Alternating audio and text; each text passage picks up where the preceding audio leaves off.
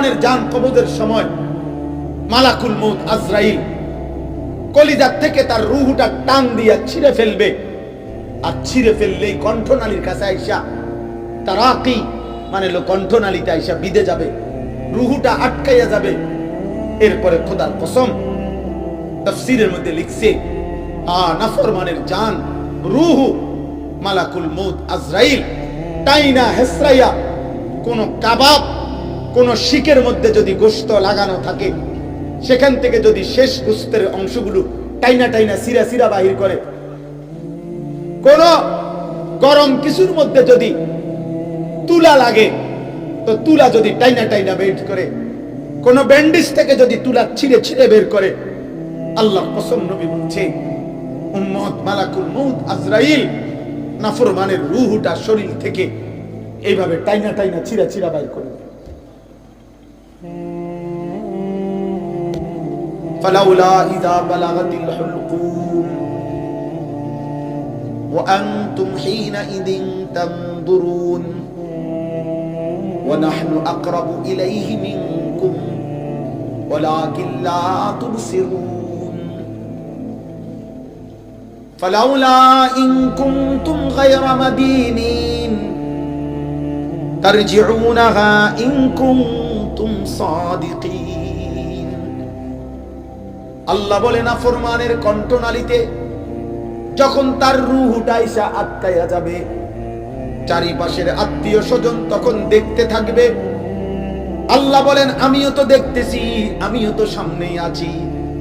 আল্লাহ তখন চ্যালেঞ্জ করে বললেন, হে নাফরমান পাপী, তোর আত্মীয় স্বজনকে বলো না এই মুহূর্তে তোমারে মালাকুল মউত আজরাইল থেকে ফিরাইয়া রাখতে।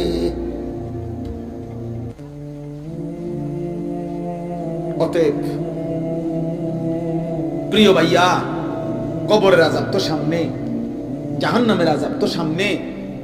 এক সেকেন্ডের মৃত্যু যন্ত্রণাও তো তুমি সহ্য করতে পারতা না।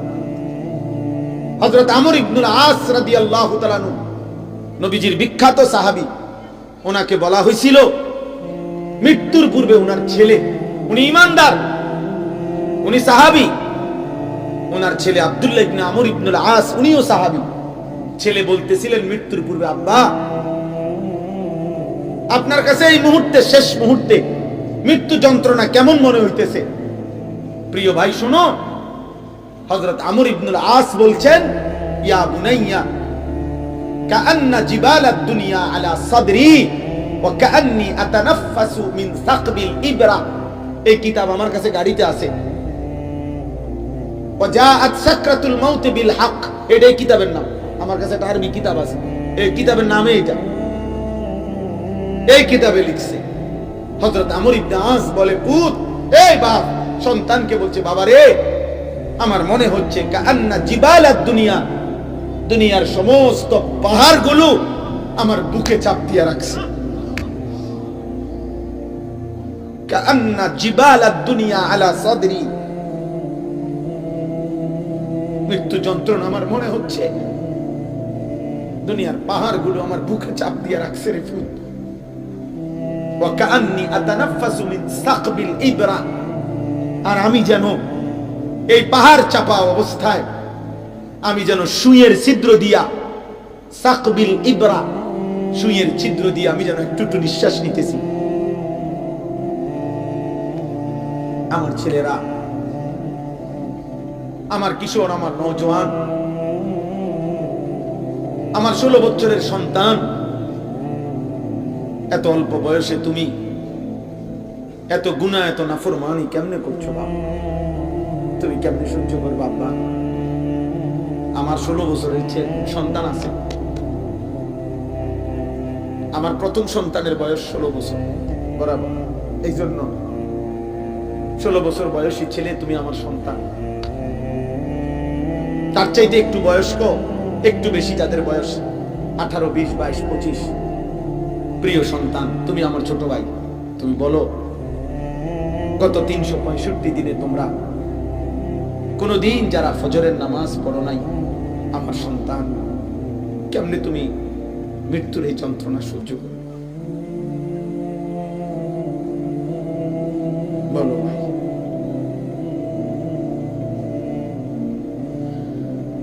আহা,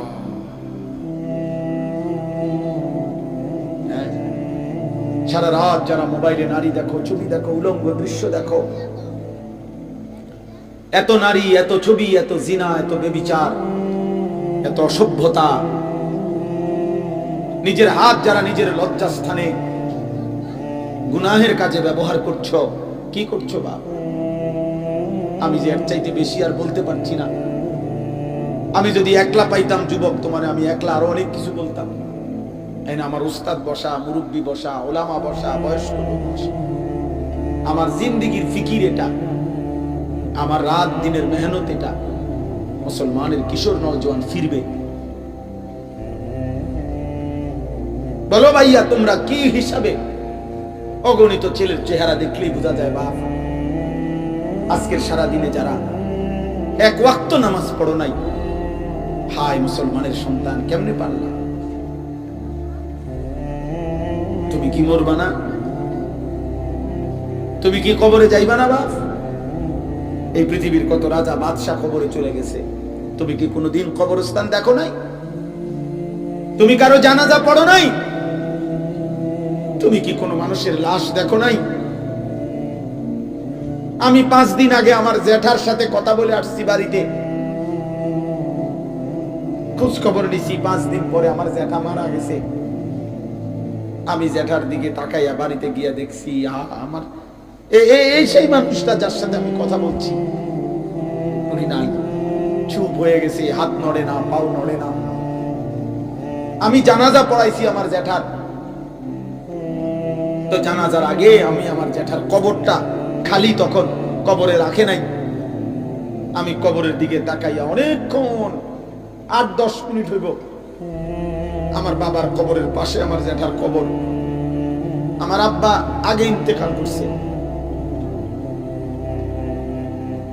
আমার জ্যাঠার কবরের দিকে তাকাইয়া অনেকক্ষণ খালি কবরের দিকে তাকাইয়া ছিলাম। তাকাইয়া আমার মনে হইল কবর যেন আমারে ডাক দিয়ে বলছে, আনিস, আমার কাছ থেকে এক মুঠ মাটি না, ওয়াফিহা নুঈদুকুম। নওজোয়ান, তোমার মাটি মাটির কাছে ফেরত চলে যাবে। তুমি মাটি ছাড়া আর কিছু না। তোমার এই চোখ, নাক, কান, হাত, পাও, এটা চোখ, নাক, কান, মাটি, মাটি, ওই মাটির টুকরা। ওয়ালাকাদ খালাকনাল ইনসানা মিন সুলালাতিন মিন তিন। আল্লাহ বলছে শুকনো মাটি থেকে, ঠনঠনে মাটি, আমি সেখান থেকে মানুষকে সৃষ্টি করেছি। তুমি মাটির একটা টুকরা ছাড়া আর কিছু না। আর মাটির এক টুকরা তো অহংকার করা এত বড় মালিকের সামনে সাজে না রে বাপ, উচিত না, উচিত না। এত বড় মালিকের নাফরমানি করছো কেমনে? কোরআনুল কারীম আল্লাহ নাজিল করছে 30 পারা। এতগুলো কথা আল্লাহ কোরআনে বলছে, 30 পারা নবীর জবান দিয়ে বলাইছে। 23টা বছর কোরআন শরীফে আছে, ফাবি আইয়ি হাদিসিন বাদাহু ইউমিনুন।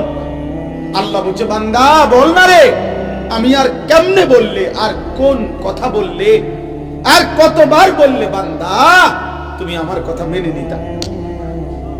এই নাফরমান, এই বেনামাজি, দাঁড়া, এখন দাঁড়া।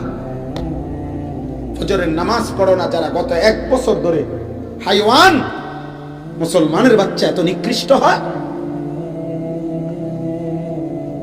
তোর কোনো মা নাই, তোর কোনো বাপ নাই বেটা, তোর কোনো আল্লাহ নাই, তোর কোনো নবী নাই, তোর কোনো ধর্ম নাই। নাফরমান। জীবন মানে খুদা বাপ, জিন্দিগি মানে শুধু বাপ, জীবন মানে শুধু ঘুম, জীবন মানে শুধু পেশাব পায়খানা, জীবন মানে শুধু লজ্জাস্থানের চাহিদা পূরণ। এগুলো তো কুত্তারও পূরণ হয়। এই নাফরমান, খানা তো কুত্তাও খায়, ঘুম তো কুত্তাও যায়, পেশাব পায়খানা তো কুত্তারও হয়, লজ্জাস্থানের চাহিদা তো কুকুরও পূরণ করে। কুকুরের বাচ্চা হয় না? কথা বলে না? কুত্তার বাচ্চা হয়নি তো কুকুরের বাচ্চা হয়, মানেই তো তার চাহিদা পূরণ না হইলে বাচ্চা হয় কেমনে? তো তুমি এটা কি ভাবছো বাপ? এক ওয়াক্ত নামাজও পড়তা না, কেমনে বাঁচবা? ফাকাইফা তাত্তাকুনা ইন কাফারতুম ইয়াওমান ইয়াজালুল বিলদানা শিবা। আল্লাহ বলে, বান্দারে আমার, কেমনে রে বান্দা এত নাফরমানি করছো?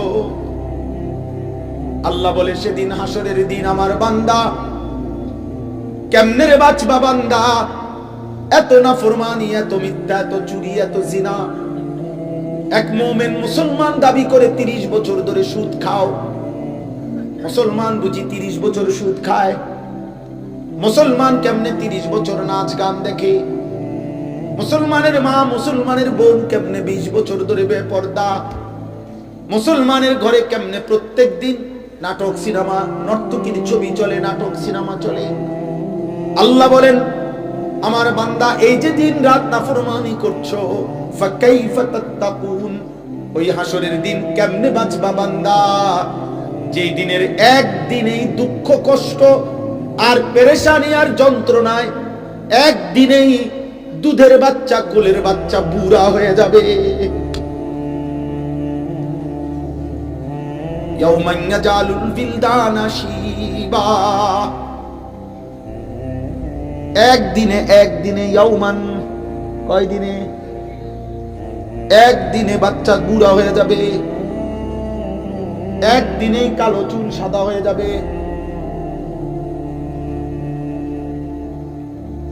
খামখেয়ালি করো না বাপ, শেষ কথা শেষ।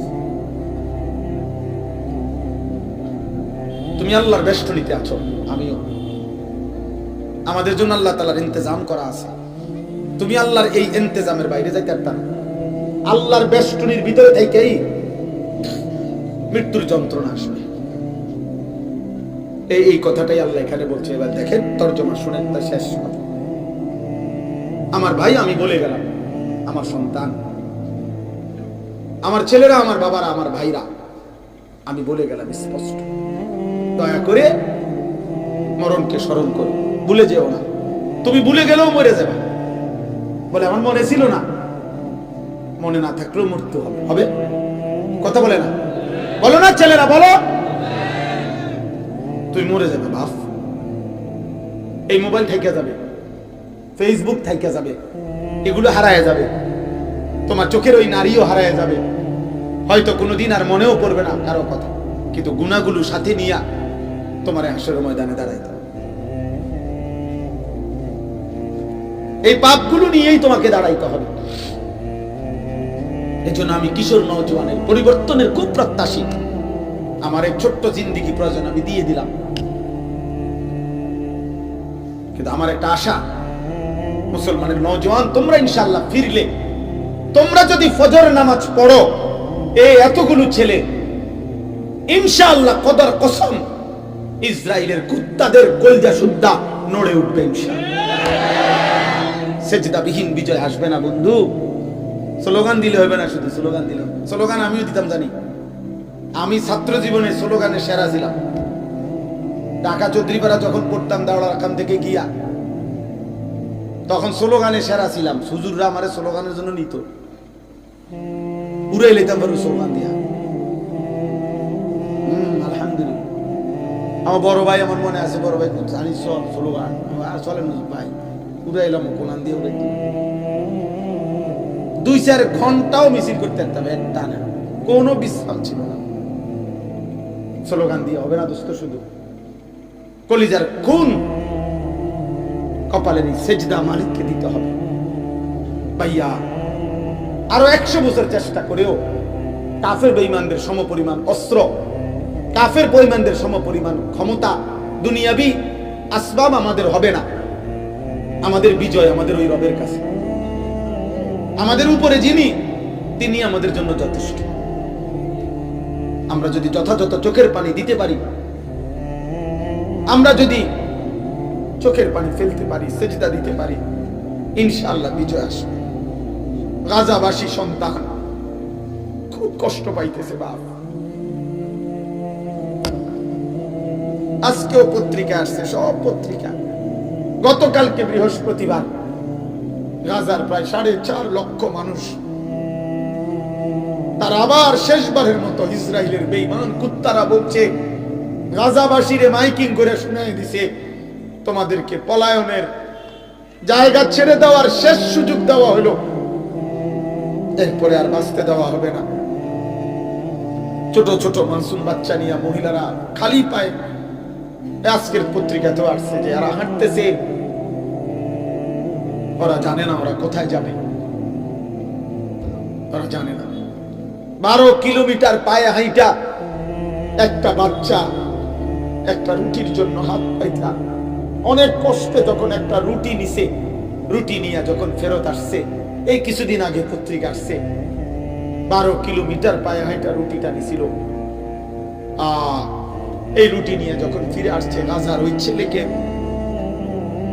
গুলি করার পরে বুলেটের আঘাতে রুটি হাতে মাসুম সন্তানের কলিজাটা ঝাঁঝরা হয়ে গেছে, ও আর রুটি খাইতে পারে না।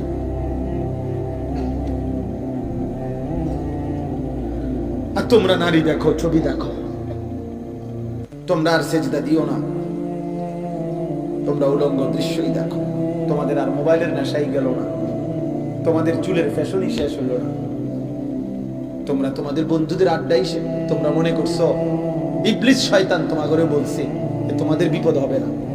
বিপদ শুধু ফিলিস্তিনের, বিপদ শুধু রোহিঙ্গাদের, আমগো কিচ্ছুই তো না, আমরা সবাই জোনায়েত বাগদাদি, আমরা ভাইজি মুসলিম। আমাদের মানচিত্রে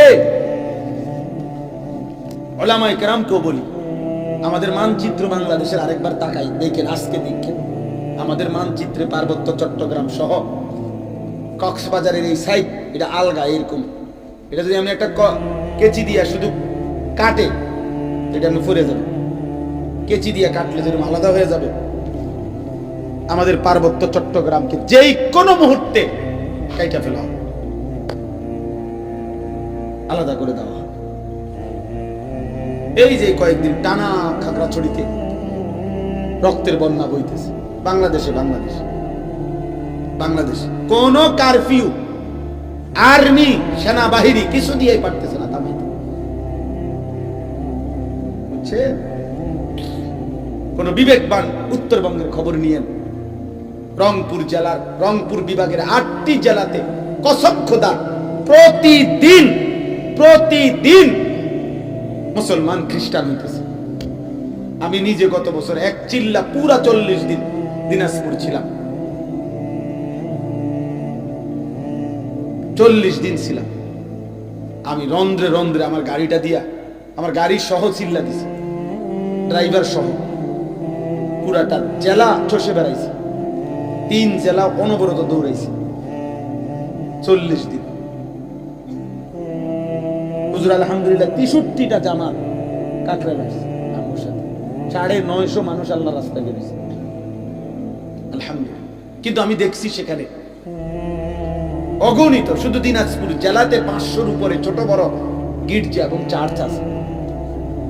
আমি এবার রমজানের ঈদের পরে 2 দিন কুড়িগ্রাম লালমনিরহাট সফর করছিলাম, সেখানে আমি নিজ চোখে দেখছি, কসম খোদা এমন 2 ভাইকে দাওয়াত দিছি, তারা খ্রিস্ট ধর্ম প্রচার করে, তারা আগে মুসলমান ছিল।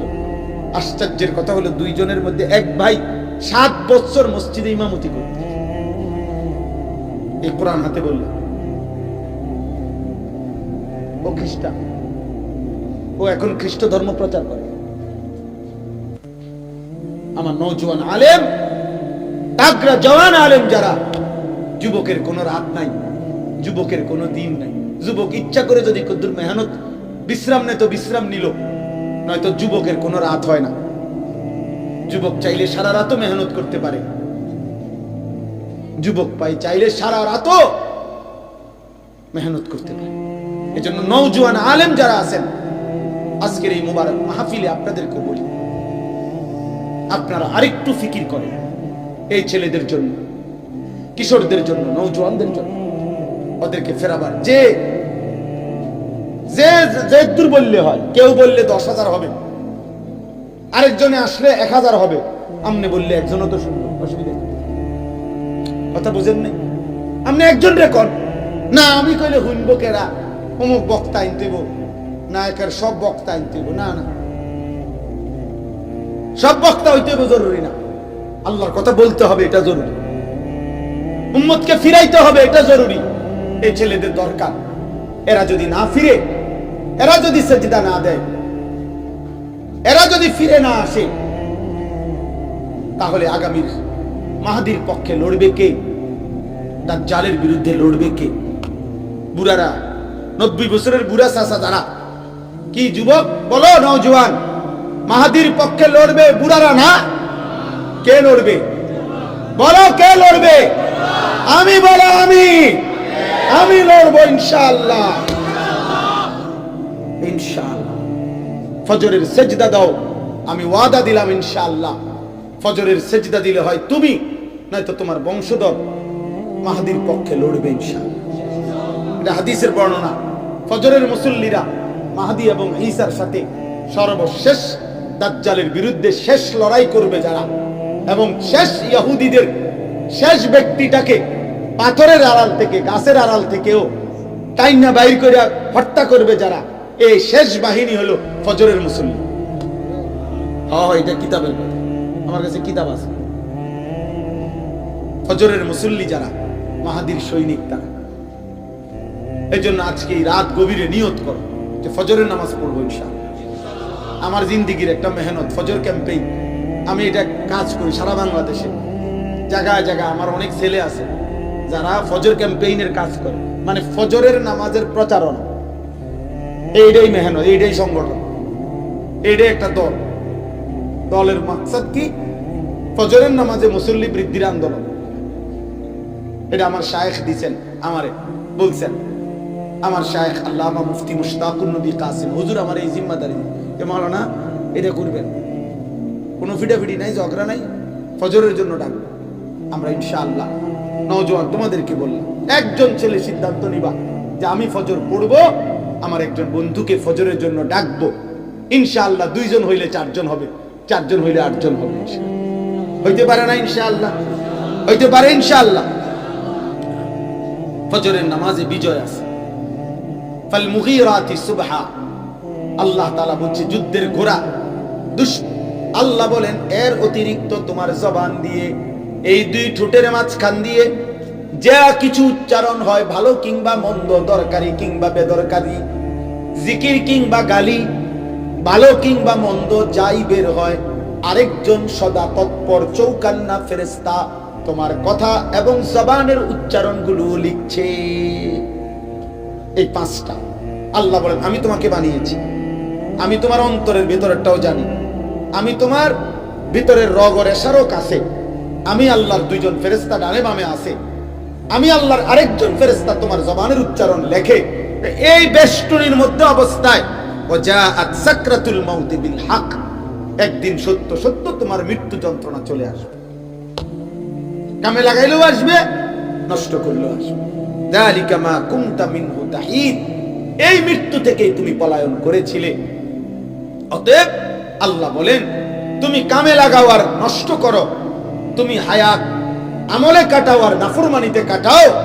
আমার এই প্রহরা, আমার এই ব্যবস্থাপনা, আমার ফেরেশতাদের এই লেখনী, আমার জবানের এই ফেরেশতার এই লিখনির মাঝখান দিয়েই তোমার এই মৃত্যু যন্ত্রণা শুরু হবে। আর তুমি মরে যাবা, কবরে যাবা। একদিন হাসরের ময়দানে তোমার এই জিন্দেগির ভালো কিংবা মন্দের হিসাব হবে, আর তুমি তখন জানতে পারবা যে তোমার জিন্দেগি কি করা উচিত ছিল, কি করা উচিত ছিল না। কিন্তু সেদিন বুঝবা, লাভ হবে। হবে কথা বলে না হবে? ইয়াউমা ইযিন ইয়াতাযাক্কারুল ইনসান ওয়া আন্না লাহু যিকরা, আল্লাহ বলেন সেদিন সব মনে পড়বে, কিন্তু মনে পড়ে কি লাভ হবে? এজন্য রাত গভীরে আমি অনুরোধ করলাম সবাই আমরা ইনশাআল্লাহ দিন মানব, আল্লাহকে মানব। ঠিক আছে ইনশাআল্লাহ? 5 ওয়াক্ত নামাজ পড়বো তো ইনশাআল্লাহ। ফজরের নামাজ, ফজরের নামাজ আলাদাভাবে বলেন। ফজরের নামাজ কোন নামাজ? ফজরের। রাসূলুল্লাহ সাল্লাল্লাহু আলাইহি সাল্লামের একটা সুন্নাত আমল করার চেষ্টা করো। উঠো না ভাই, দোয়া করে উঠো। রাসূলুল্লাহ সাল্লাল্লাহু আলাইহি সাল্লামের একটা সুন্নাত জীবনটা সাজাইবার চেষ্টা করা। নবীজির একটি সুন্নাত দামি। আমি ব্যক্তিগতভাবে প্রতিদিন বাংলাদেশের একজন শ্রেষ্ঠ বুজুর্গ, বাংলাদেশের একজন অন্যতম বুজুর্গ, গাজীপুর কাপাসিয়ার হযরত অধ্যক্ষ মিজানুর রহমান চৌধুরী হযরতের এই কিতাব তালিমুস সুন্নাহ, বাংলা ভাষায় নবীজির সুন্নাতের উপরে পরিপূর্ণ বৃহৎ প্রায় 650 পৃষ্ঠার একটা কিতাব, যেখানে নবীজির সমস্ত সুন্নাত আছে। আমি ইচ্ছা করে হযরতের কাছ থেকে এগুলো আনাইয়া বিক্রি করি। আমার সাদা গাড়িতে 400 টাকা মূল্যে এটা বিক্রি হয়। অর্থ হইল উম্মতের ঘরে ঘরে নবীজির সুন্নাতের একটা বই পৌঁছুক, এটা আমার একটা দিলের তামান্না, দিলের একটা আশা। এই জন্য যাওয়ার পথে যাদের সুযোগ হয়, নবীজির সুন্নাত, সকল সুন্নাত ছোট বড় এই কিতাবের মধ্যে আছে। প্রায় 650 পৃষ্ঠা ব্যাপী একটা বই, 400 টাকা মূল্যে। যার সুযোগ হয় যাওয়ার সময় কিনে নেওয়ার চেষ্টা করবেন। আল্লাহ তাআলা আমাদের সবাইকে তৌফিক দেন। আল্লাহ তাআলা এই মাদ্রাসা কবুল করেন। আজকের এই বর্ণাঢ্য আয়োজন আল্লাহ তাআলা বরকত দান করেন। কিশোর নওজোয়ান তোমরা আগামীর ইসলামের জন্য ভাববা, আল্লাহ তোমাদেরকে তৌফিক দান করেন। আমিন। আলহামদুলিল্লাহ, সুম্মা আলহামদুলিল্লাহ। আল্লাহ তাআলার অশেষ মেহেরবানি, আল্লাহ তাআলা আমাদের এই মাদ্রাসাতুল ওসওয়া নাটাইয়া আদর্শ মাদ্রাসার বাৎসরিক মাহফিলে আপনারা সকলেই উপস্থিত হয়েছেন। মাদ্রাসার মাহফিলের